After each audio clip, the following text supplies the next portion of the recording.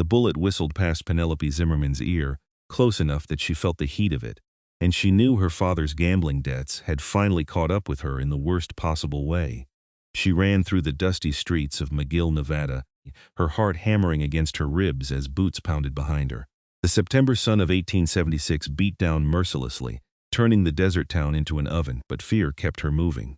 Her cotton dress clung to her legs, threatening to trip her with every desperate stride. She had turned 21 just 3 weeks ago, and now she might not see 22. "You cannot run forever, girl." The voice belonged to Samuel Crane, the man her father owed $3,000 to. $3,000 her father had lost at poker before dying of consumption 2 months back, leaving her with nothing but his debts and his shame. Penelope darted between buildings, her lungs burning. McGill was a mining town, rough and unforgiving, nestled in the high desert of eastern Nevada. Copper brought men here, and copper made them mean. She had nowhere to go, no family, no friends willing to stand against Crane and his hired guns. She burst out of the alley and collided with something that felt like a stone wall. Strong hands caught her before she could fall. Penelope looked up and up, into the weathered face of the largest man she had ever seen. He stood well over 6 feet, with shoulders that seemed to span half the alley. His hair, dark brown with sun-bleached streaks, fell past his collar in waves that looked like they had never seen a proper barber. His jaw was covered in several days of beard growth, but his eyes caught her attention most. They were gray, like storm clouds, and they assessed her with startling intelligence. "Please," she gasped, "they are going to kill me." The mountain man said nothing. He moved her behind him with one easy motion, his massive frame blocking the alley completely. He wore buckskin trousers and a worn cotton shirt that stretched across his muscled chest and arms. A hunting knife hung at his belt, long and wicked-looking. Crane and 2 other men skidded to a halt at the alley entrance. Recognition flashed across Crane's face, followed immediately by calculation. "Holden Xavier," Crane said slowly. "Did not expect to see you in town." "Crane." The mountain man's voice was deep, rumbling up from his chest like distant thunder. "Why are you chasing this woman? That is business between me and her. Her father owed me money. Now she owes me." "Step aside." "How much?" "3,000. But that is not your concern." Holden reached into a leather pouch at his belt and pulled out a rolled bundle of bills. He counted out $3,100 notes with quick practiced movements, then held them out. "Debt paid. Leave." Penelope stared in shock. $3,000. More money than she had ever seen in her life, and this stranger had just handed it over without hesitation. Crane looked between the money and Penelope, suspicion written across his narrow features. "Why would you do that?" "Not your business. Take the money or leave, your choice." The tension stretched tight as a wire. Finally, Crane snatched the bills and them twice. "Fine, but Xavier, you better know what you are getting into. That girl's father was a drunk and a cheat. Bad blood. Leave now." Holden said quietly. Something in his tone made all 3 men take a step back. They disappeared into the street, and Penelope found she could breathe again. She sagged against the wall, her legs suddenly weak. "I cannot believe you just did that. I do not even know you." Holden turned to face her fully. In the shadowed alley, he seemed even larger, but his expression was gentle. "You hurt?" "No, scared but not hurt." She pushed her dark blonde hair back from her face. "I am Penelope Zimmerman, and I have no way to repay you. I have nothing. Did not ask you to repay me. But $3,000 been trapping in the mountains for 15 years. Save my money. Had nothing worth spending it on until now." He studied her with those penetrating gray eyes. "You got somewhere to go?" Penelope shook her head. "My father rented a room above the saloon, but the owner threw me out 3 days ago when I could not pay. I have been sleeping in the stable. Cannot do that. Not safe for a woman alone." Holden seemed to consider something, then nodded to himself. "Come with me." "Where?" "Got a place outside town. Small cabin, but solid. You can stay there until you figure out what to do next." Every instinct told Penelope she should not trust a stranger, but what choice did she have? Besides, he had just saved her life and paid her crushing debt without asking for anything in return. And despite his intimidating size and rough appearance, something in his manner made her feel safe. "All right," she said softly. "Thank you." They walked to the general store where Holden had apparently left his pack mule, a sturdy gray animal loaded with supplies. He bought her a canteen of water, some jerky, and a wide-brimmed hat to keep off the sun. Then they headed out of McGill on foot, Holden leading the mule with easy confidence. The cabin turned out to be about 5 miles into the hills, nestled in a small canyon where a spring provided water year-round. It was indeed small, maybe 15 feet by 20, but well built from pine logs chinked with clay. A covered porch faced east, and a small corral held 2 horses, both looking strong and well cared for. "Built it myself 3 years back," Holden explained as he unloaded the mule. "Use it when I come down from the higher mountains to trade. Rest of the year, I am up in the Ruby Range, trapping." Penelope looked around the single room. A bed frame with a corn husk mattress stood in one corner. A small table and 2 chairs occupied the center. A stone fireplace took up most of one wall, with shelves nearby holding supplies. Everything was neat and organized, surprising her.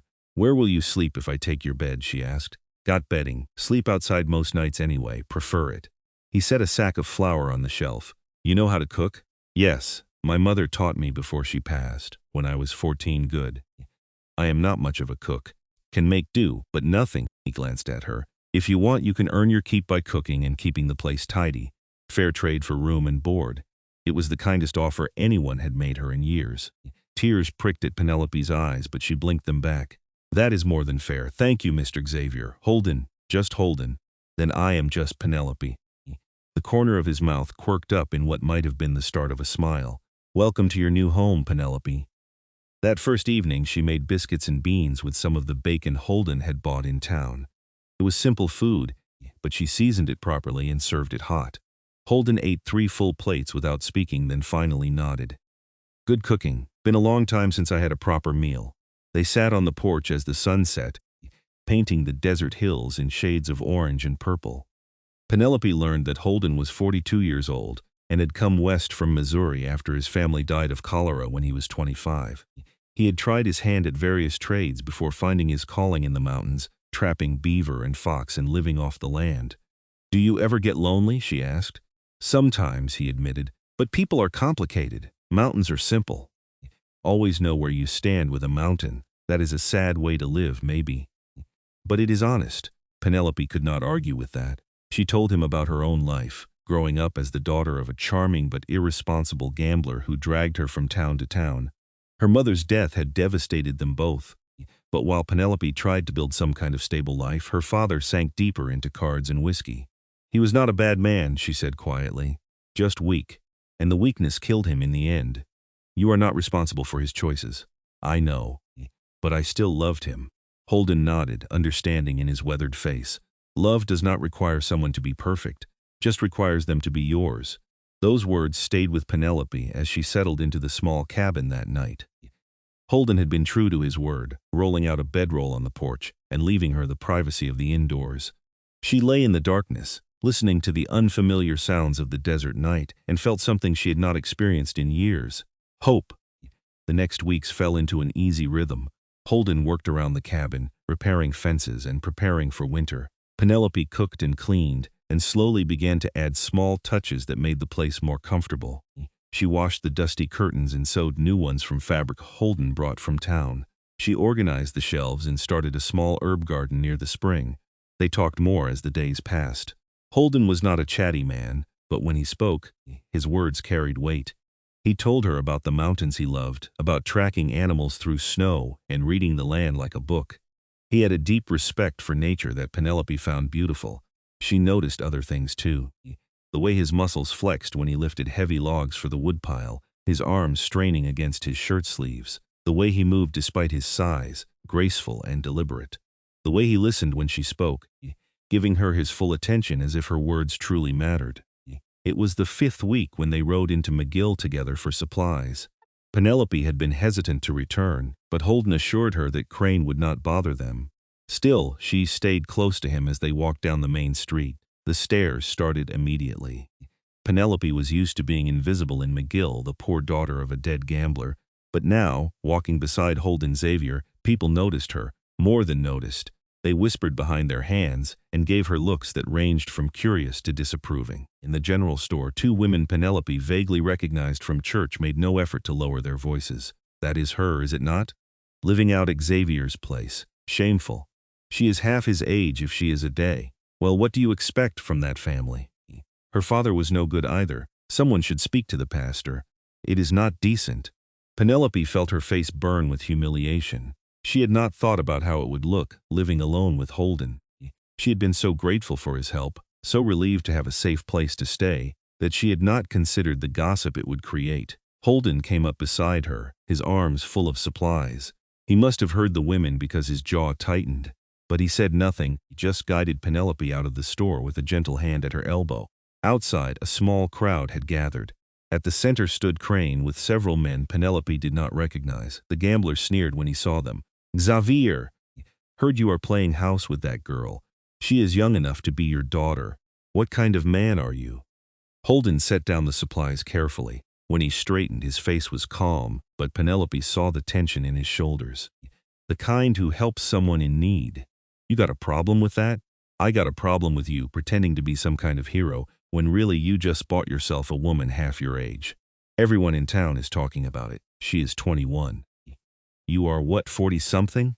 It is shameful, the crowd murmured agreement. Penelope wanted to sink into the ground. This was her fault. She had brought shame on the one person who had shown her kindness, but Holden did not look ashamed. He looked directly at Crane, then swept his gaze across the gathered crowd. When he spoke, his voice carried clearly in the desert air. She chose me. That is enough. The simple declaration silenced the crowd. Holden continued, Penelope needed help. I had the means to help her. We are not doing anything wrong. We are living decent, separate lives under one roof because it is practical and safe. What you think about it does not matter. What your gossip says does not matter. She made a choice to accept my help.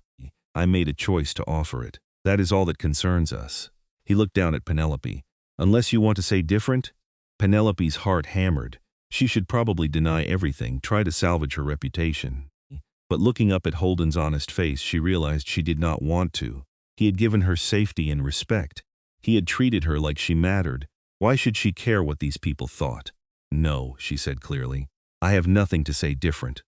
Holden saved my life and gave me a home when no one else would. If that makes me shameful in your eyes, then so be it. Holden nodded, satisfaction crossing his features. He picked up the supplies. We are done here. They loaded the pack mule in silence, while the crowd slowly dispersed, still muttering. As they left town, Penelope felt tears threaten again, but this time from a confusing mixture of emotions. Shame, yes. But also gratitude and something else she could not quite name. They were a mile out of town when Holden finally spoke. Sorry about that. Should have thought about how it would look. You have nothing to apologize for. I am the one who brought trouble to your door. No, I chose to help. Stand by that choice. He glanced at her. But if you want to make different arrangements, I understand. Do not want to ruin your reputation. Penelope laughed, the sound brittle. My reputation was ruined the day my father died, owing half the town money. At least now I am being talked about for something I actually chose. They walked in silence for a while. Then Penelope asked, Did you mean what you said, that I chose you? You did. Could have gone elsewhere. Could have found work in town. Found some young man to court you properly. But you chose to trust me and come to my cabin. That is your choice. I respect that. Something warm bloomed in Penelope's chest. No one had ever talked about her choices that way, like they mattered, like she had agency over her own life. Thank you, she said softly, for respecting my choice and for not being ashamed of me. Holden stopped walking and turned to face her fully. The afternoon sun lit his face, showing the weathered lines around his eyes, the silver starting in his dark hair. He was handsome in a rugged, elemental way that had nothing to do with youth or polish. Why would I be ashamed? You are brave and hard-working. You turned a cabin into a home. You face gossip with your head high. Any man would be proud to stand beside you.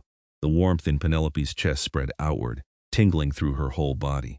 She realized with sudden clarity that she cared what Holden thought of her, cared deeply, and more than that, she cared about him. When had that happened?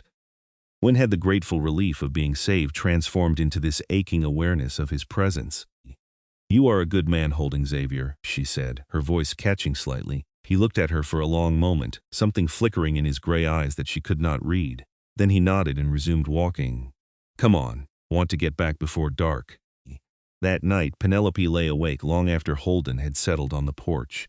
The moon cast silver light through the window, and she found herself thinking about the 21 years between them. To the people of McGill, it was a scandal. To Crane and his friends, it was shameful. But what did she think? She thought about the young men she had known in various towns growing up. Boys her age who looked at her with casual interest, who made promises they did not keep, who saw her as a convenience or a conquest. None of them had ever made her feel safe. None of them had ever made her feel seen. Holden was 42, old enough to be her father if he had started very young, but he did not treat her like a child. He treated her like an equal, someone whose thoughts and choices mattered. He worked hard, lived honestly, and had shown her more respect in 6 weeks than anyone else had in her entire life. Was it so wrong to be drawn to that? To want more of it? She did not have answers. But lying there in the darkness, Penelope admitted to herself that her feelings for Holden Xavier were changing, deepening, becoming something that both frightened and excited her. The autumn days grew shorter and cooler. Holden began preparing in earnest for winter, hunting deer and preserving the meat, chopping enormous stacks of firewood. Penelope helped where she could, learning skills she had never needed in town. He taught her to shoot his rifle, standing behind her to adjust her stance, his large hands guiding hers on the weapon. The closeness made her heart race in a way that had nothing to do with fear. One evening in late October, Holden returned from hunting with not just a deer but news. "Saw tracks up in the high canyon," he said as she helped him hang the meat. "Mountain lion, big one. Is that dangerous?" "Can be. Usually they avoid people, but this time of year they are preparing for winter too. Hungry. I will keep watch." That night, Penelope woke to a scream that turned her blood to ice. Not a human scream, but something wild and predatory. She stumbled out of bed and onto the porch where Holden already stood, rifle in hand, staring into the darkness. "Stay behind me," he said quietly. Two golden eyes reflected the moonlight from near the corral. The horses were stamping and whinnying in fear. The mountain lion paced along the fence line, a massive tawny shape that moved with lethal grace. Holden fired a shot into the air. The crack echoed off the canyon walls. The lion snarled but did not retreat. It was testing them, Penelope realized, deciding if they were prey or threat. Holden fired again, this time closer. The lion's ears flattened, and finally it turned and melted back into the shadows. They waited tense and silent for long minutes. "It will be back," Holden said finally. "Going to have to hunt it before it kills the horses. Is that not dangerous?" "Yes, but necessary." He looked down at her, and in the moonlight his face was concerned. "Penelope, if something happens to me, do not say that. Have to. If something happens, there is money hidden under the floorboard by the fireplace. Enough to get you to California or back east, wherever you want to go. The cabin is yours. Horses too. I wrote it all out legal with a lawyer in Ely last time I was there." Penelope felt cold terror grip her. "When did you do that?" "Couple weeks after you came. Just made sense to have things settled." "You were planning for this, for leaving me everything?" "Planning for reality. I am not a young man. Live a hard life. Things happen." His voice softened. "Want to make sure you are taken care of, that is all." Penelope grabbed his arm, feeling the solid muscle beneath his shirt. "You are not allowed to get killed by a mountain lion. Do you understand? I forbid it." Holden looked surprised, then something warm entered his expression. "You forbid it?" "Yes. I need you. The cabin needs you. Everything needs you." She heard her voice crack and did not care. "Please be careful." He covered her hand with his own, his palm warm and rough with calluses. "I will. Promise." The next morning, Holden set out to track the lion. Penelope spent the day in an agony of worry, jumping at every sound, imagining every terrible possibility. He had promised to be back by sunset. When the sun began to sink toward the horizon, and he had not returned, she felt panic rising in her throat.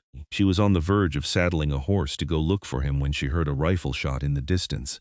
Then another. Then silence that stretched endlessly. Finally, just as full dark descended, she saw him coming up the canyon. He was leading his horse and limping slightly, but he was alive. Relief flooded through Penelope so powerfully that her knees went weak. She ran to meet him, propriety forgotten. "Are you hurt?" "Just a scratch." The lion put up a fight.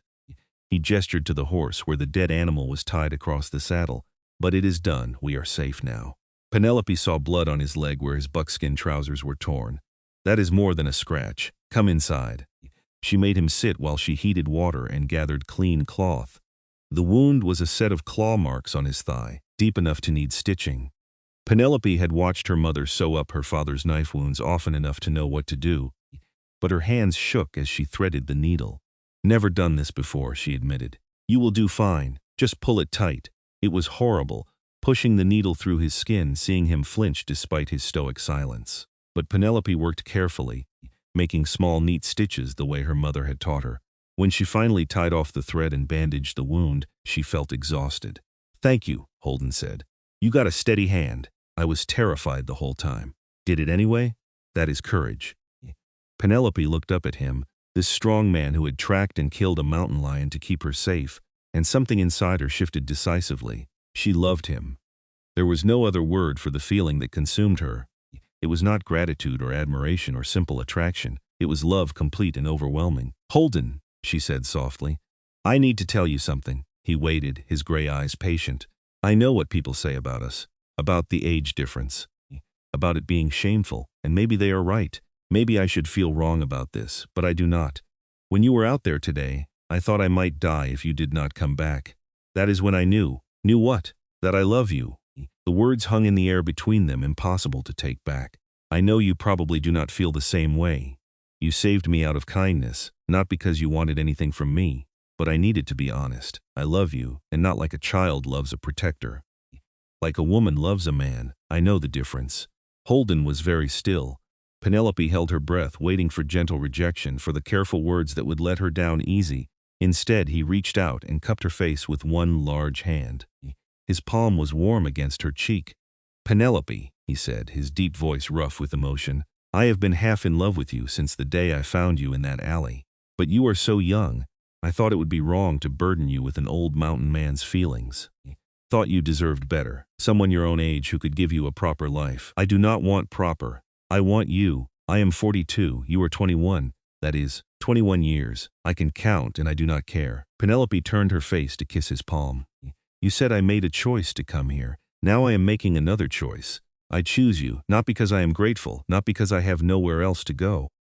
Because you are the best man I have ever known, and I love you with my whole heart." Something broke in Holden's careful control. He pulled her close, wrapping his arms around her, and she felt how he was shaking. "I love you," he said against her hair. "God help me. I love you so much it scares me. Do not be scared. Be happy." He pulled back to look at her face, studying every feature like he was memorizing them. Then slowly, giving her every chance to change her mind, he lowered his head and kissed her. It was nothing like the rough grabbing kisses Penelope had endured from a few overeager boys in the past. Holden kissed her like she was precious, like she was the most important thing in the world. His lips were gentle but sure, and when she responded, pressing closer, his arms tightened around her. When they finally broke apart, both breathing hard, Holden rested his forehead against hers. "We should do this proper. Let me court you right.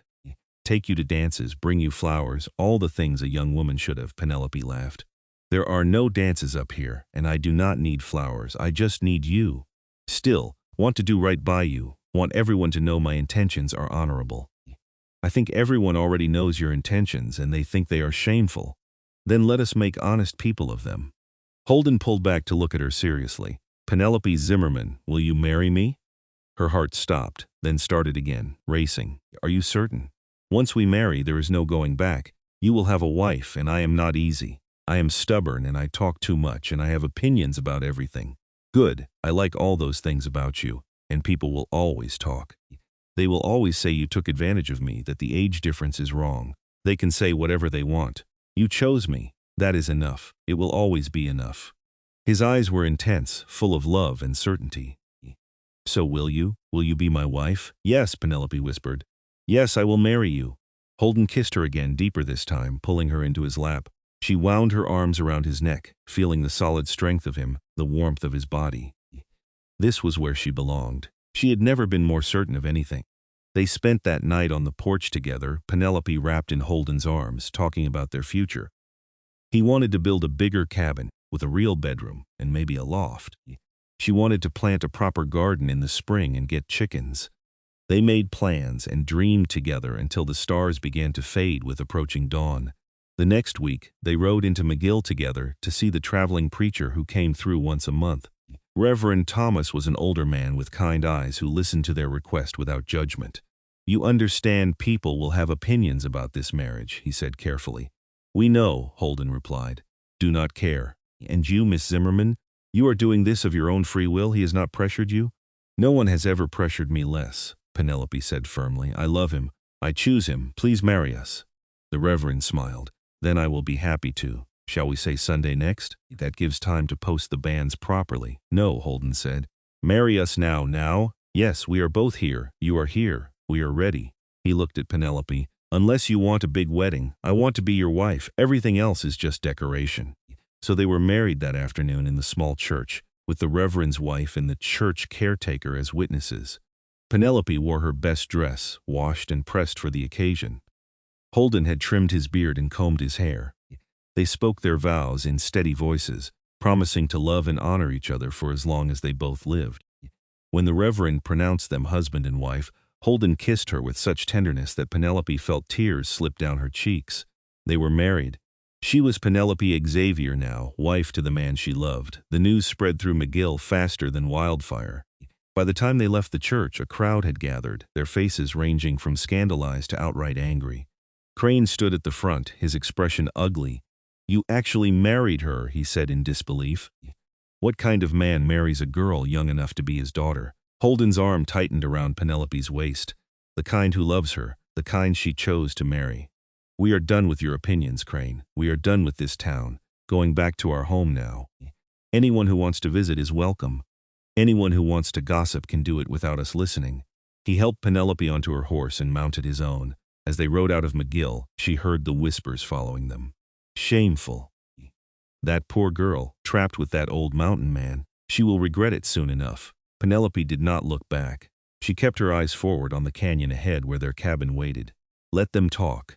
She had made her choice, and she would never regret it. That night, Holden carried her over the threshold of their cabin, both of them laughing. He set her down gently, and suddenly the laughter faded into something more serious. He cupped her face in his hands. "I will spend every day earning your love," he promised. "Every single day. You already have it. You cannot earn what is freely given." He kissed her then, and it was different from before.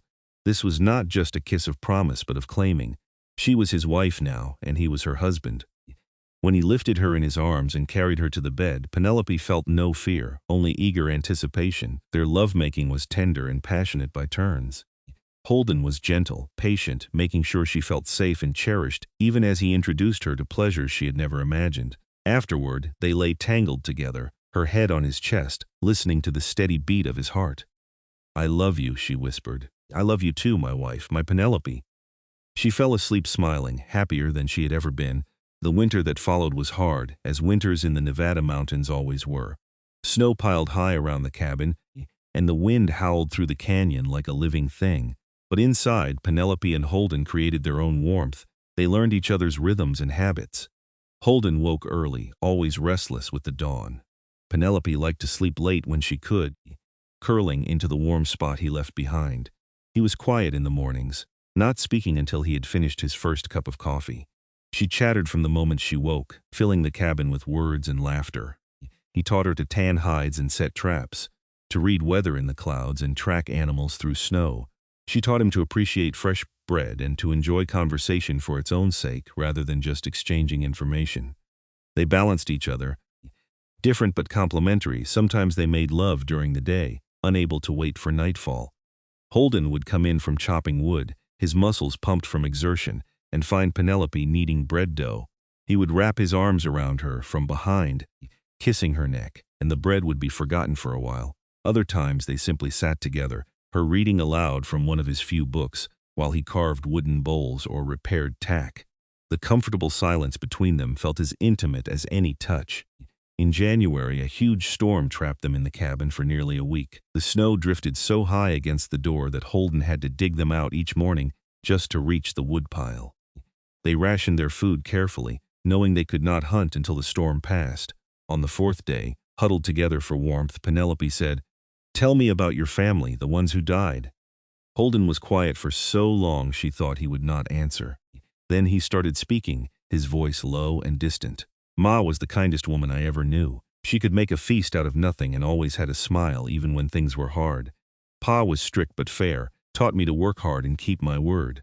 I had two younger sisters, Sarah and Margaret. Sarah was 15, Margaret just 12 when the cholera came." His arms tightened around Penelope. "We were traveling to Oregon. The disease swept through our wagon train. Ma and the girls went first, within days of each other. Pa held on for almost 2 weeks, but he was never the same after watching them die. When he finally went, I buried him beside them and just kept walking. Did not know where I was going. Did not care. Eventually ended up in the mountains and realized I could breathe again up there. The pain did not go away, but it got bearable. Penelope kissed his hand. I am sorry. That must have been horrible. It was, but it taught me something important. Life is short. When you find something good, something real, you hold on to it. You do not waste time worrying about what other people think or whether it fits some proper plan. You just hold on tight. Is that why you were not afraid to marry me? Even though people judge? That is exactly why. I am 42 years old. Spent 17 years alone in these mountains because I thought I did not deserve anything else after failing to save my family. Then you came crashing into my life, brave and beautiful and full of fire. I would be a fool to let you go because of gossip. He turned her to face him. I regret a lot of things in my life. You will never be one of them. Penelope felt tears sting her eyes. You did not fail your family. Disease failed them.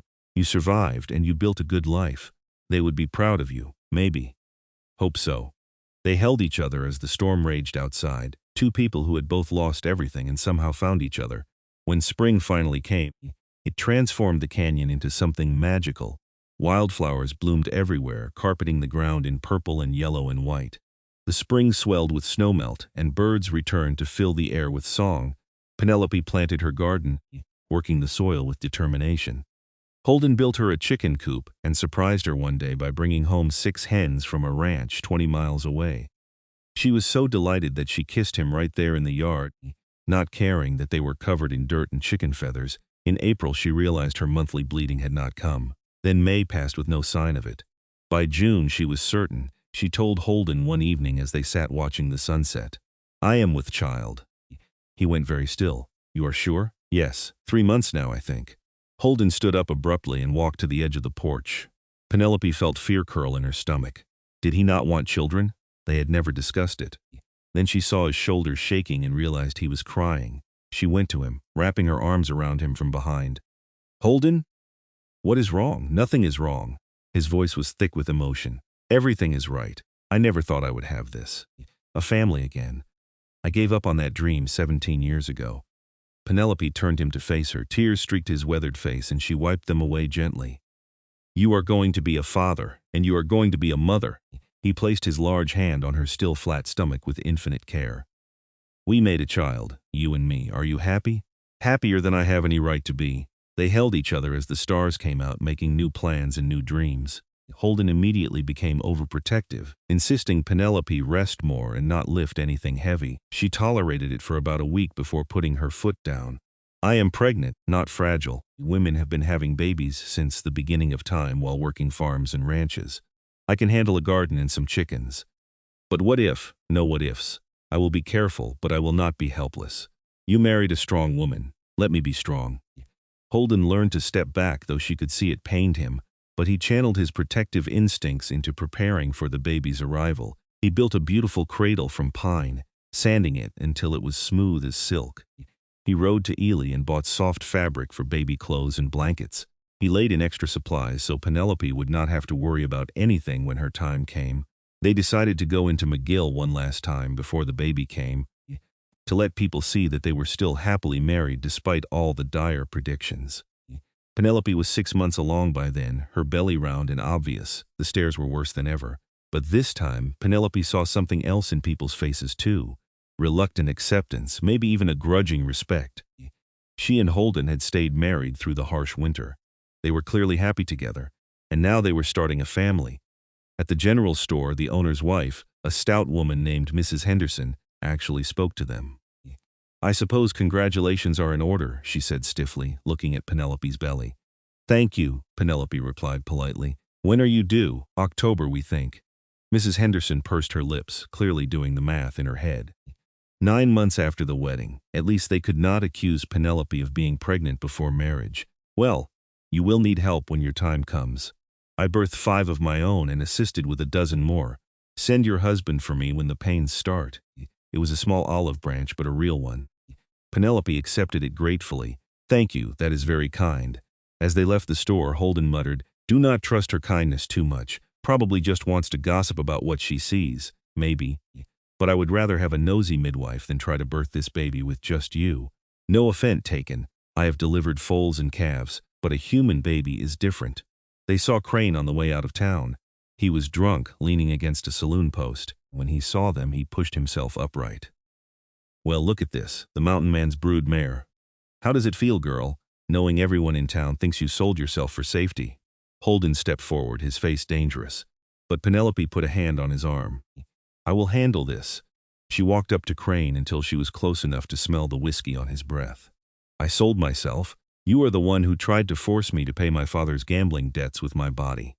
Holden paid that debt with honest money and asked nothing in return. He gave me a choice, he gave me respect, he gave me love, and now I am carrying his child and I am happier than I ever thought possible. So yes, tell everyone in town.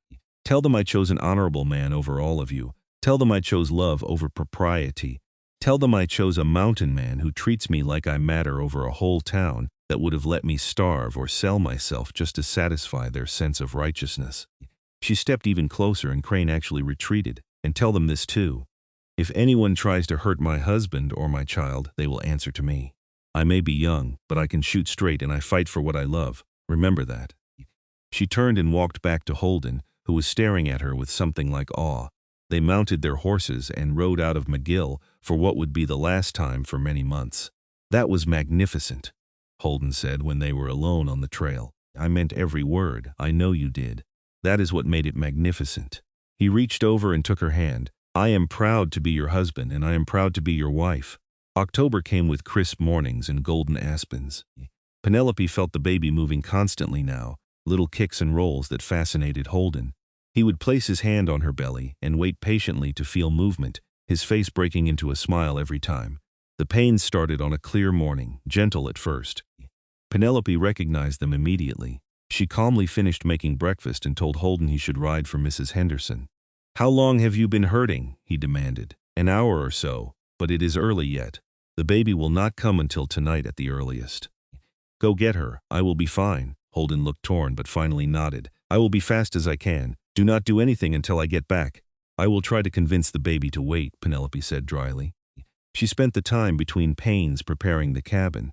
She had clean linens ready, water heating, everything they would need. The pains were getting stronger and closer together by the time Holden returned with Mrs. Henderson riding behind him on his horse. The midwife took over with brisk efficiency, examining Penelope and pronouncing everything normal. First babies take their time, you have hours yet. She was right. The labor progressed slowly through the afternoon and into evening. Penelope walked when she could, rested when she had to, breathed through the pains that came harder and harder. Holden stayed with her the whole time, letting her grip his hand until she thought she might break his fingers. As night fell, the pains became overwhelming. Penelope heard herself making sounds she had never made before, animal groans of effort and pain, but Mrs. Henderson remained calm. That is right, dear, let your body do its work. Not much longer now. And finally, when the moon was high and bright, Penelope felt an overwhelming urge to push. Mrs. Henderson checked her and nodded. Time. When the next pain comes, push hard as you can. Penelope bore down with everything she had, Holden supporting her from behind. Once, twice, 3 times she pushed, until she thought she would tear apart. Then suddenly there was a release, and Mrs. Henderson was holding a squalling, red-faced baby. A boy, the midwife announced. A big, healthy boy. She cleaned the baby quickly and laid him on Penelope's chest. Penelope looked down at the tiny person they had created, and her heart exploded with love so fierce it hurt. He had a shock of dark hair, and his father's gray eyes already trying to focus on her face. Hello, little one, she whispered. We have been waiting for you. Holden leaned over them both, and Penelope saw tears streaming down his face again. He touched the baby's tiny hand with one finger, and the baby immediately gripped it with surprising strength. He is perfect, Holden said hoarsely. You are perfect, both of you. Mrs. Henderson finished her work, helping deliver the afterbirth and making sure Penelope was not bleeding too much. You did well, she told Penelope. Very well for a first baby. What will you name him? Penelope looked at Holden. They had discussed names but never quite decided. Now, looking at her husband's overwhelmed face, she knew. Henry, she said. Henry Xavier after Holden's father. Holden's expression crumbled. Penelope. It is a good name, a strong name. Your father would be proud to have a grandson named for him. He would have loved you, Holden managed. All of them would have. Mrs. Henderson stayed through the night to make sure mother and baby were both well. In the morning, she pronounced herself satisfied. As Holden prepared to take her back to town, she paused. I will admit I had my doubts about this marriage, she said quietly to Penelope. The age difference seemed wrong. But I see now that I was mistaken. Your husband loves you truly and you love him. That baby will grow up in a home full of love. That is more than most children get. Thank you, Penelope said, for helping us, and for saying that. You are welcome. Send for me if you need anything. After she left, Penelope and Holden were alone with their son. They spent the day learning him, counting his fingers and toes, marveling at how something so small could be so perfect. Henry nursed hungrily and slept deeply, already settling into a pattern. That night, with the baby sleeping in the beautiful cradle Holden had made, they lay together in bed. Penelope was sore and exhausted, but happier than she had ever been. Thank you, Holden said quietly. For what? For choosing me, for marrying me, for giving me a family again, for not caring what anyone else thought. Thank you for the same, for seeing me when I was invisible, for paying a debt that was not yours, for loving me exactly as I am. He kissed her forehead gently. Always will. For the rest of my life, and I will always love you. No matter how many years separate us, no matter what anyone says, I will choose you every single day. The years that followed were good ones. Henry grew into a sturdy, happy child with his father's gray eyes and his mother's smile. When he was 2, Penelope gave birth to twin girls they named Hannah and Hope. The cabin burst at the seams with 3 children, so Holden built the addition he had promised, creating 2 more rooms and a proper loft. They still went to McGill occasionally for supplies, and the gossip never entirely stopped. But it changed over time. People saw that Holden and Penelope's marriage was solid. They saw the children being raised with love and care. They saw that whatever had brought them together, it had been real and lasting. Some people still muttered about the age difference. Some still thought it was shameful, but others began to see it differently. The young schoolteacher who came to McGill when Henry was 5 sought Penelope out to ask her advice. How did you know? The teacher asked. How did you know he was the right one, even though everyone said you were wrong? Penelope thought about it. I knew because he saw me.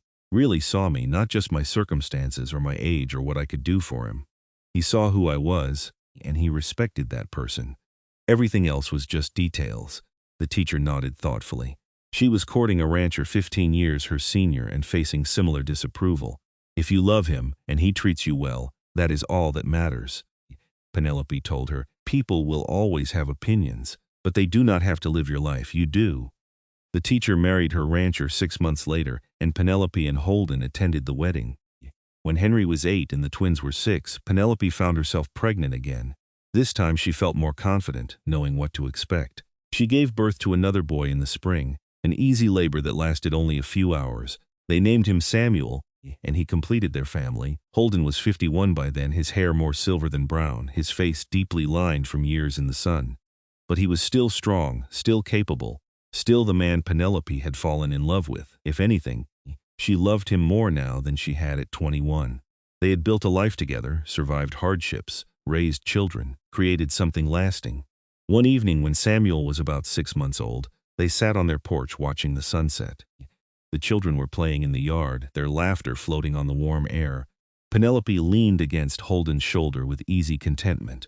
Do you ever regret it? She asked. Marrying someone so much younger? Having all these responsibilities when you could have kept your simple mountain life? Holden snorted. Regret you? Never, not for 1 second, but your freedom. Freedom is not the same as happiness. I was free before you came along. I was also lonely and half dead inside. You brought me back to life, gave me purpose and love and a family. Why would I regret the best decision I ever made? Some people still talk, you know. Mrs. Henderson told me last week that the new pastor thinks our marriage is inappropriate. The new pastor can think whatever he wants. Does not change anything. Penelope smiled. No, it does not. I just wanted to make sure you were still happy. Happier every day. He pulled her closer. What about you? Do you ever wish you had married someone younger? Someone who could have given you a more conventional life? Not once. You gave me exactly the life I wanted. Safety and respect and love. Everything else is just window dressing. They sat in comfortable silence as the sun painted the sky in shades of orange and pink. Henry came running up, breathless from chasing his sisters. Papa, can you tell us about tracking the bear again? Already told you that story a dozen times. But it is a good story, Holden laughed and ruffled his son's hair. Fine. Gather your sisters and I will tell it one more time. The children settled around their parents' feet as Holden began the familiar tale. Penelope listened with half an ear. watching her husband's animated face as he described tracking a black bear through the high mountains when he was younger. The children hung on every word, even though they knew the story by heart. This was her life now. Not grand or glamorous, but rich in all the ways that mattered. She had a husband who adored her, children who were healthy and happy, a home they had built together. What more could anyone want? As if reading her thoughts, Holden paused in his story to look at her. The love in his eyes was as clear and strong as it had been on their wedding day, maybe stronger, deepened by years of partnership and shared joys and sorrows. "I love you," he mouthed silently. "I love you too," she mouthed back. Henry tugged on his father's sleeve. "Papa, what happened next?" Holden returned to his story, but his hand found Penelope's and held tight. They sat that way until full dark, surrounded by their children, content in the life they had chosen despite all the voices telling them it was wrong. Years continued to pass in the rhythm of seasons. The children grew, learning the skills they needed to survive in the harsh mountain environment. Henry developed his father's quiet confidence and love of the outdoors. The twins were inseparable, always getting into mischief together, but also fiercely protective of their brothers. Samuel turned out to be the family scholar, always asking questions and wanting to understand how things worked. When Holden was 57 and Penelope 36, they went to McGill for supplies and found the town transformed. The railroad had finally come through, bringing new businesses and new people. McGill was growing from a rough mining camp into a proper town. They ran into Crane outside the general store. He was older too, his face haggard from years of hard drinking. He looked at them with bleary eyes. "Still got your young wife, I see." "Still got my wife, yes. How are you, Crane?" "Been better. Been worse." He looked at Penelope. "You still happy with your choice, girl?" "Every day," Penelope said firmly. "Best choice I ever made." Crane nodded slowly. "Well, maybe I was wrong then. You both look happy enough." He turned to leave, then paused. "That money you paid for her debt. Never thanked you proper for that. Could have just let me take her. Most men would have. I am not most men. No, you are not." Crane walked away, disappearing into the saloon. "That was strange," Penelope said. "People change. Get older, start seeing things different. Maybe he is finally growing up." They finished their shopping and headed home, where their children waited. The cabin had expanded again over the years, with a proper barn and expanded corrals.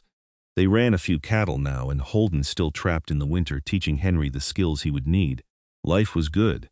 Not perfect, never perfect, but good in all the ways that mattered. Then came the winter when everything changed. Holden was 59, still strong but starting to feel his age.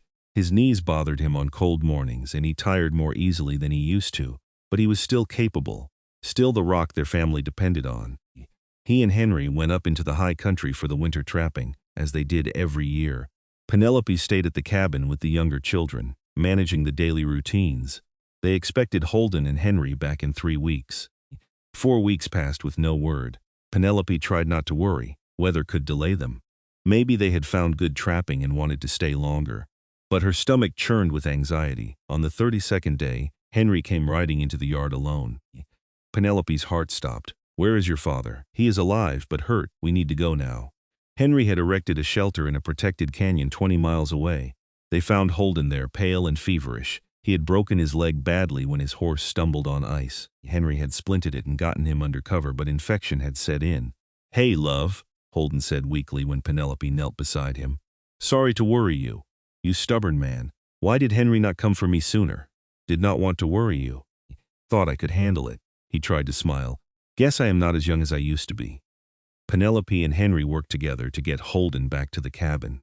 It took 2 agonizing days, with Holden biting back groans of pain at every jolt. Once home, Penelope sent Henry for the doctor in Ely, the nearest town with one. The doctor came, examined the leg, and shook his head. "The break is bad, and the infection is worse. I can try to save the leg, but I will be honest with you. At his age, with this much infection, it will be touch and go." "Do whatever it takes," Penelope said firmly. The next week was the longest of her life. Holden burned with fever, sometimes delirious, sometimes lucid. When he was aware, he held Penelope's hand and told her he loved her.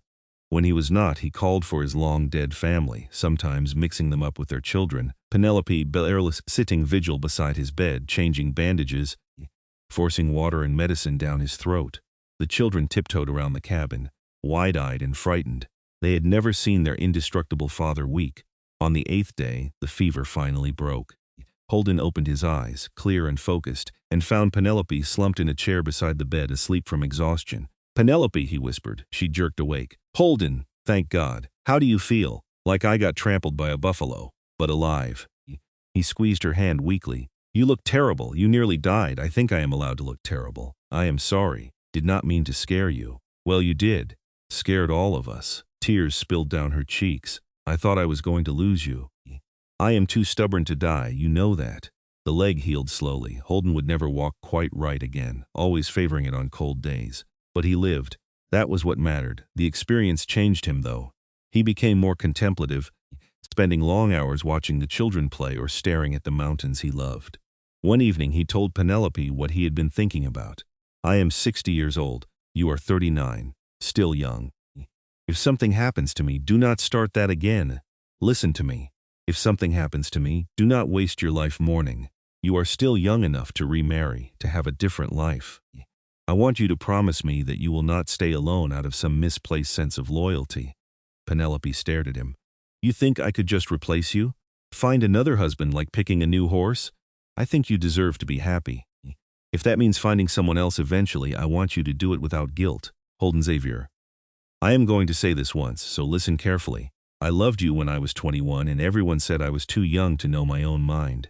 I love you now, at 39, after 18 years of marriage and 4 children and more joy than I thought possible. If you die before me, I will mourn you until my last breath. Not because of loyalty, but because you are the love of my life. There will never be another man. There could never be another man. You are it for me. Do you understand?" Holden's eyes were bright with tears. "I understand. I am sorry. Do not apologize for loving me enough to want me happy. Just believe me when I say you are my happiness, all of it. And you better not die for a very long time, because I am not done with you yet." He pulled her close, and they held each other as the fire crackled and the children slept peacefully nearby. Outside, the wind howled through the canyon, but inside their cabin, all was warm and safe. Holden lived another 12 years. They were good years, full of watching their children grow into capable adults. Henry married a rancher's daughter and took over the trap line, building his own cabin 5 miles away but visiting often.